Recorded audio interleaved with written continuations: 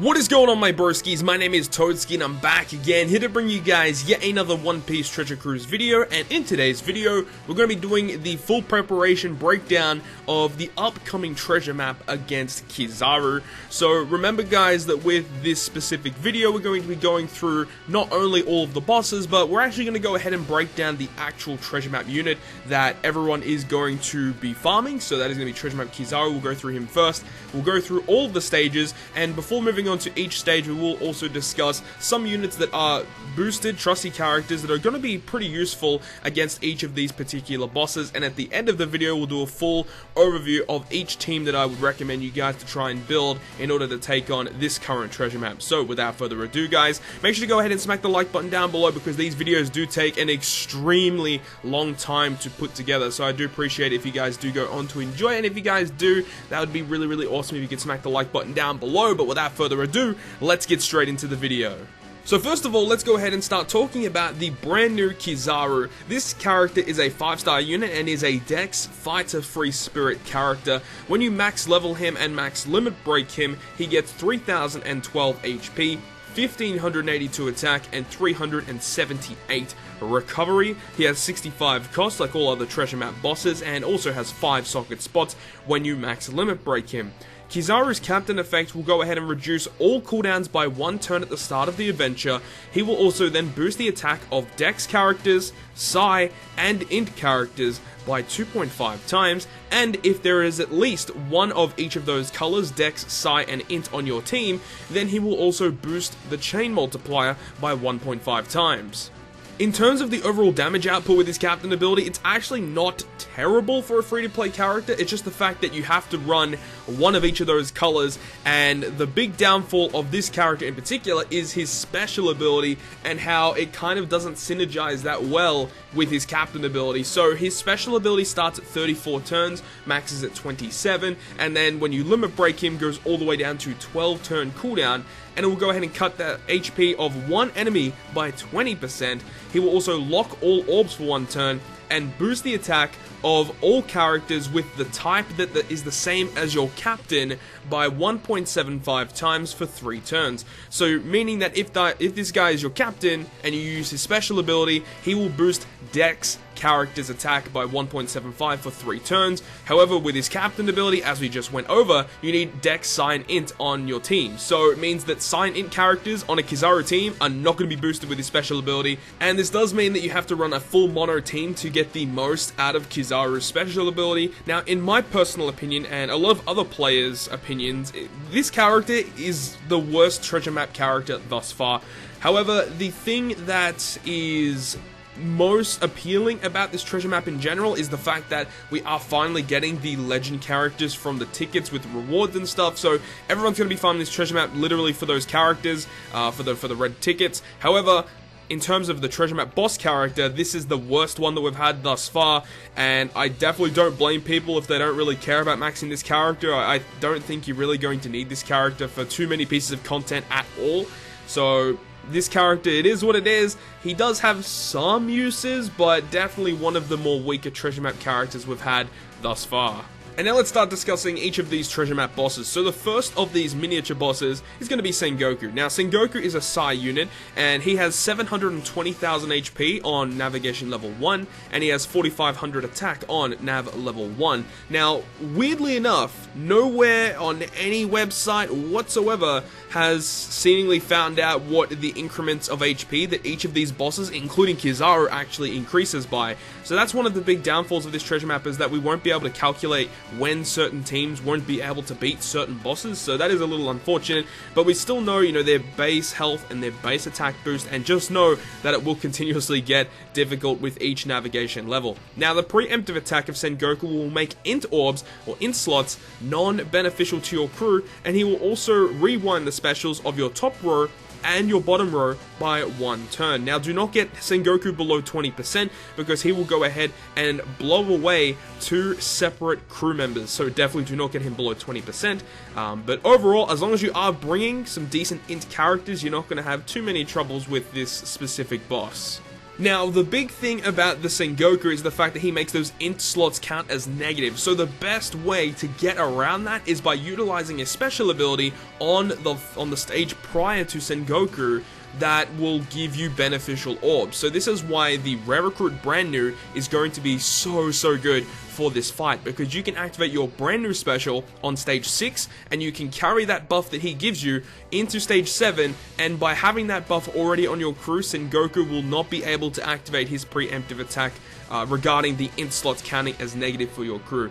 So having that Rare Recruit Brand New is extremely recommended. If you do not have him, you will have to utilize other methods of getting some matching orbs. So that's going to be extremely difficult at that point right there. But another character that's also going to be quite useful is the Chopper Man mission Blitz Battle Face-Off event Kizaru that we got given. He's actually super duper good because you can put him in your middle row of your team, and the fact that your top and bottom rows get their cooldowns reduced by 1 turn, you can utilize Kizaru to roll those specials forward, and also on top of that, he gives you an adjacent board of matching orbs as well. So this Kizaru is very good for this specific fight against Sengoku. Now we move on to the next of these bosses, which is going to be T-Bone. T-Bone is a quick character, and he has 480,000 HP, and he also has 6,200 attack at navigation level 1. His preemptive attack will go ahead and despair both of your captains for 5 turns, and he will also randomly shuffle your crew's slots. Now, one thing that's not stated here that he actually does do is as soon as you enter the fight on round number 1, stage 1, he gives you a buff on your crew that increases the chances of Psi Orbs appearing. So by utilizing Zoro Sanji team, when you activate Zoro Sanji's special ability to fuse into Zoro Sanji captains, he makes those slots beneficial to your Psi and Dex team. So I would highly suggest bringing Zoro Sanji straight off the bat with that. Now also, he despairs you for 5 turns, so if you have sockets, that'll be only a 2-turn despair. So I would suggest bringing a character on your crew that can get rid of those 2 turns of despair. Now also, he's under 50% HP, he will go ahead and apply a 99-turn debuff protector. He also enrages himself and also boosts his own attack by 1.5 times. So ideally, don't get him below 50%. He doesn't have as much HP. He has a lot less HP than Sengoku, so he's going to be a lot easier to beat, and the fact that Zoro Sanji is so strong, as long as you are utilizing those captains, you're not going to be having too many issues at all against T-Bone. So as stated before, characters that are going to be very useful here are going to be Zoro Sanji captains, and also characters that can remove, some turns of despair. So this is why I also suggest the Fortnite Marco or the Fortnite Shanks characters, because those characters both remove despair, I think for 2 turns each. So if you don't have max sockets, you want to bring both of those characters. If you have max sockets, then you only need to bring one of these characters to enable you to get rid of that despair. Also, the fact that, as I said before, Zoro Sanji is just so good here because you'll get so many matching orbs just naturally, so you don't need to bring an orb manipulator. And then on top of this, a character that you can bring for a type booster will be Neo Clash NL. Now the thing about this treasure map is that Kizaru himself is going to be boosted in his own treasure map. So once you fully max out the treasure map Kizaru, you can actually utilize that character in this team, and you'll get a dex boost with his special ability. He's also a health cutter. So once you max out Kizaru, I would put him in this team, maybe over NL, and you can run some other characters depending on what you have in your character box. But this team is going to be able to beat it relatively easily, and it's a full free-to-play team. You shouldn't have any issues building this whatsoever. And now we move on to the next boss here, which is going to be the one that I believe that a lot of people are going to be struggling against, which is going to be Smoker and Toadskii dual unit. Now the thing about this stage that is going to be annoying for people is the fact that you have a miniature boss Toadskii on stage 5, you have a boss Smoker on stage 6, and then you have the dual unit here, Smoker and Toadskii, on stage 7. Now on stage 7 they are classified as an int character, and at navigation level 1 they have 550,000 HP, and they also have 3,800 attack. Now, the preemptive attack of stage 7 will go ahead and put up a delay protector for 99 turns, and also they will put an attack down on your crew for 2 turns, and that attack down is pretty significant. You'll only have 10% of your original damage, so utilizing an attack down remover is going to be great for clearing this stage. Now, under 50%, this character will go ahead and apply a damage limiter for 2 turns, and also cut your health by 50%, and then under 20%, 2 characters on your crew will receive a 10-turn special bind. So ideally, do not get them under 50% because utilizing or just dealing with a damage limiter is annoying. So if you do have to chip down at their health, I would suggest maybe bring health cutters and then burst, or to get them close to 50% and burst. But For the earlier navigation levels, you're not going to be having too many issues considering, you know, they don't have that much health, but I think that a lot of people will struggle on this stage. Now, in terms of recommended characters that I would suggest to you guys to be building teams around are going to be characters that are basically just attack down reducing special abilities, because that is the most annoying part of this entire dungeon, is getting around that. Obviously, you can just stall 2 turns and wait for the attack down to expire, but, you know, if you want to be beating this as fast as possible, I would suggest bringing some attack down reducers. Now, the best ones that are boosted, I think, are only Sengoku, Mako, and also Shirahoshi. Now, with Sengoku, I would suggest building a V2 Kuzan team. However, if you have Mako or Shirahoshi, I would suggest building a Free Spirit Luffy Ace based team. Now, those 2 teams will be able to clear this relatively easily. However, the thing with Kuzan teams is they will have the type advantage a majority of the time. Luffy Ace won't have type advantage at all, I don't think, but the thing about that team is that they have so much damage output that type advantage isn't really that much of a factor, especially in some of the earlier navigation levels. You're not going to be seeing too many issues with that. Moving on to the last of these mini-bosses, we have Imporant. Now, this is the most hilarious boss that we've had thus far on Treasure Map, because he literally does nothing and he has, like, no health. So I would just suggest bringing a buggy team, or bring as many boosters as you can, because it doesn't matter what team you bring, you will be able to beat this very, very easily. So if you have buggy 6+, bring him. If you don't have buggy 6+, bring a friend buggy 6+, and then bring your own, you know, buggy or whatever, you know, double drop captain, because the fact that you can double drop some really good stuff from this is quite good, and he is extremely easy to take down. The mob characters, I believe, are also easy to take down, so you don't have to worry about that too much. So yeah, I'm not really going to be going through too many characters I'd recommend here, because literally it's super duper easy. This was built to be beaten by Buggy, because they really wanted Buggy to be boosted here, so that's about it in terms of Imporant. And now we finally make our way to the final boss against Kizaru. So on stage 6 of Kizaru, we have the unevolved version of Kizaru. Now, this character is a Dex character. He has 420,000 health and 4200 attack on navigation level 1. His preemptive attack will apply a delay protector for 99 turns, and also he will change all of your crew's orbs into block orbs. So utilizing someone that can obviously get rid of that is going to be great here. And also, at the end of each turn, he will go ahead and call in 3 Pacifista mob characters, and these characters have low HP and high defensive values, so ideally, you want to kill this character off on that first turn so he does not summon those Pacifistas. If he does summon them, that is quite a shame. The Pacifistas, I believe, have only 6 HP, so they're not overly difficult to take down, but it's just more of an annoyance thing, so I would suggest trying to kill this guy off as soon as possible, and then you can move on to stage 7. So stage 7 on Kizaru has 1 million health on navigation level 1 and 4800 attack, and his preemptive attack will go ahead and lock your crew's chain multiplier at 1.1 times, and also will give himself a 300 times defensive boost for 3 turns. Now, do not be, completely worried about that 300 times defensive boost. His defense at the beginning apparently is only 200, which means that his defense overall after this defensive buff is going to be 60,000. So it's not a crazy huge defensive buff, but for a lot of teams it could be quite tricky to get around, so bringing a defense reducer is going to be useful here. However, from what we're looking at, there aren't that many good defensive reducers or, defense up reducers that we have currently, so it's going to be quite annoying to get around this specific stage without some of the rare recruit characters. Also, he does have a special interrupt, so if you activate any type of regular attack boost, whether it be a class or a color boost,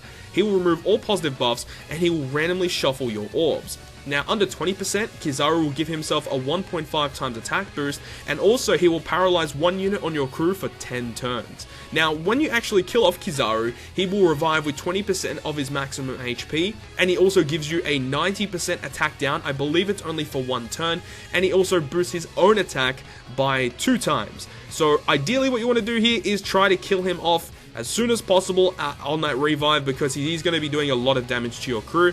If you can utilize someone that can either bypass attack down or get rid of attack down, that's what I would suggest for getting rid of the revived version of Kizaru.